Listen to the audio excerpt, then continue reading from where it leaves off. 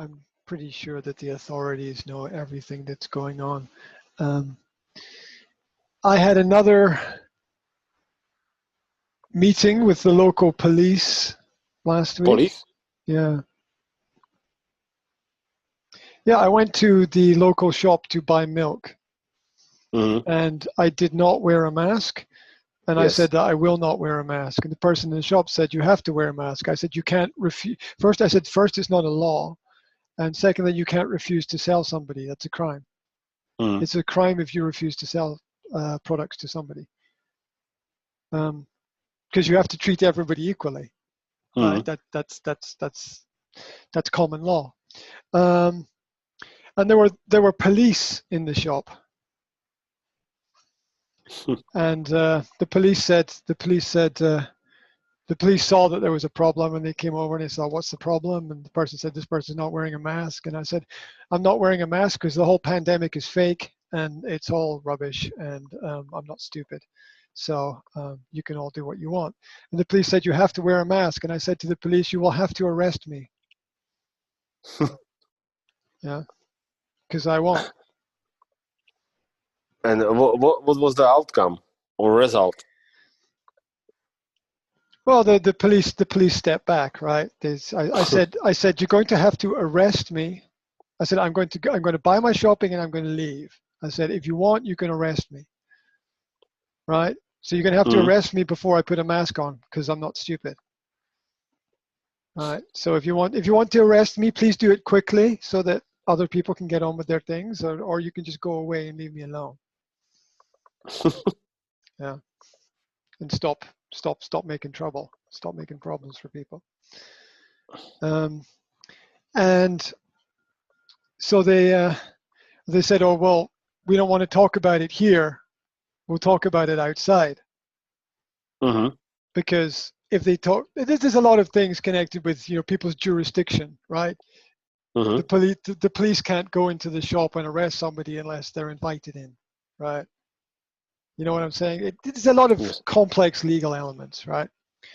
So they said they said we'll deal with it outside. So I bought what I wanted to buy in the shop, and I went outside and I waited for the police, and the police came outside and we talked. And they said, you should wear a mask. And I just said, I completely refuse to wear a mask because I've read all the documents. I've read all the studies. I'm not going to hurt myself. I'm not going to hurt other people. If you want to make a problem for me, then please make it now, because I'm quite prepared to stand up for my rights and stand up for the rights of people in this country. And that is that. So if you want to make a problem, let's make a problem. And they left. Right. So it's interesting. It's because everything is color of law, and what that means is that there's no law.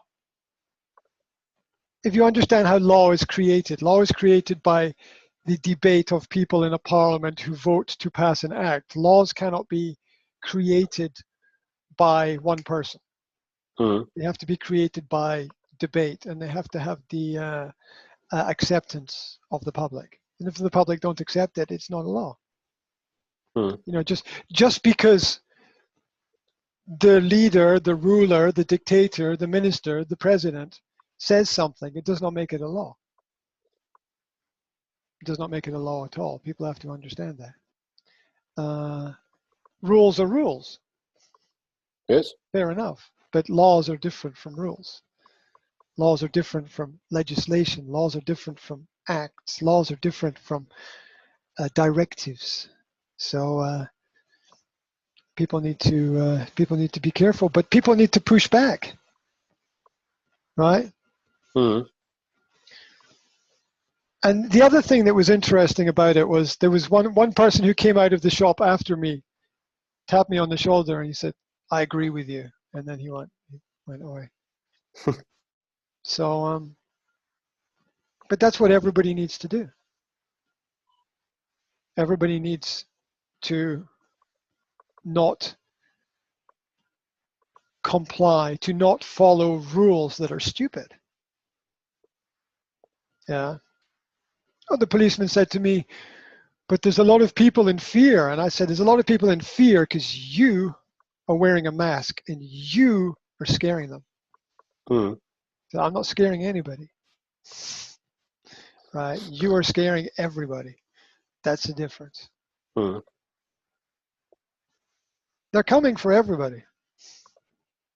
Right? So we've got to be really careful, and we've got to stand up for our rights right now. Have you ever had anything stolen from you? Have you ever had stolen? You know, there's something taken from you. To steal, to take things from people. Yeah? Like maybe you're... Yeah, I know. Yeah, okay. Have you ever had anything stolen from you? Maybe no, I don't know. Have you ever had anything stolen from you? Yeah, car. Okay. It's funny. No, I was like thinking like a small thing. It's like, no, a car. Okay. Yeah, but it was company car. Yeah, but definitely. Okay. All right, now this is the psychological thought process that is very important in this situation. Did you get your car back? Did you get the car back? No. Exactly. 99.99% of people who have things stolen from them never get those things back, right? Most people who have things stolen from them, they never get them back. This also applies to freedom.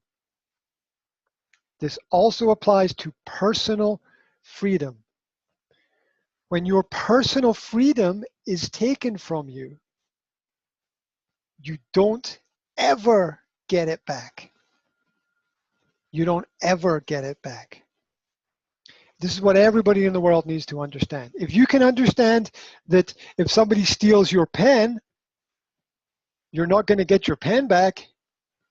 The same applies to non-physical things like freedom and rights and liberties, that when government takes them, they don't ever give them back. They don't ever give them back. Look at it. Look at the history of the 20th century. They don't ever give it back. They take and they take and they take. When was the last time taxes went down? Oh, wait a minute. Never, right? They take and they take and they take and they take and they take and they take until the people say stop. When the people say stop, then we meet this situation which is complex, which sometimes has a solution and sometimes doesn't have a solution. But everybody needs to understand that when the freedom is taken, it's never given back. Never. It's never coming back. It's never coming back. Ever. Because that's the way the government operates. It takes and it takes and it takes and it takes and it takes and it takes and it takes and it takes until there's nothing left. And now is the time, because it is one thing to get someone to wear a mask. You can say it's acceptable. It's not a big deal. Huh? But the mask is just stage one. The mask is just the first part. There is more that is coming. This is just the first stage. There is more that is coming. The mask is followed by testing. The testing is followed by more testing. The more testing is followed by stage one of the vaccine. Stage one of the vaccines is followed by stage two of the vaccines. These vaccines are untested chemicals being injected into people. Untested. This is a war crime. It's a war crime. We have to be careful. I understand playing it safe. I understand that. And I understand people who play it safe. I also know that I'm never going to play it safe, ever, personally, because somebody has to say no. Somebody somewhere has to say no. Somebody has to say no somewhere. And I'm quite happy to be one of those people that says no, because the world needs somebody on the other side. The world needs advocates for freedom. The world needs advocates for rights. The world needs advocates for individual liberty. The world needs advocates for choice. And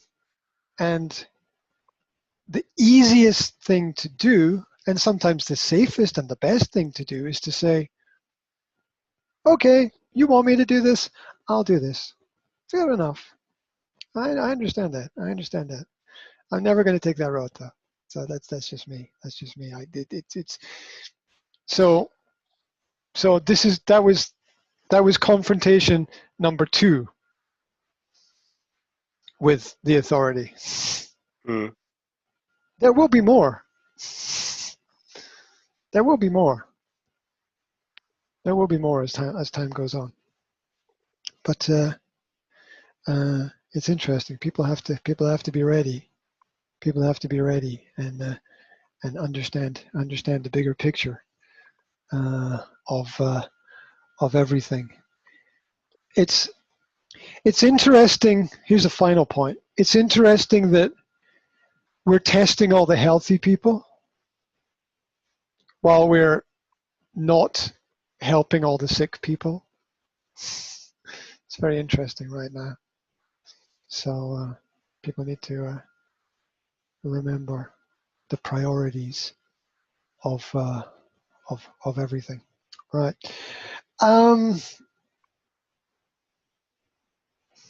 We will see where it all goes.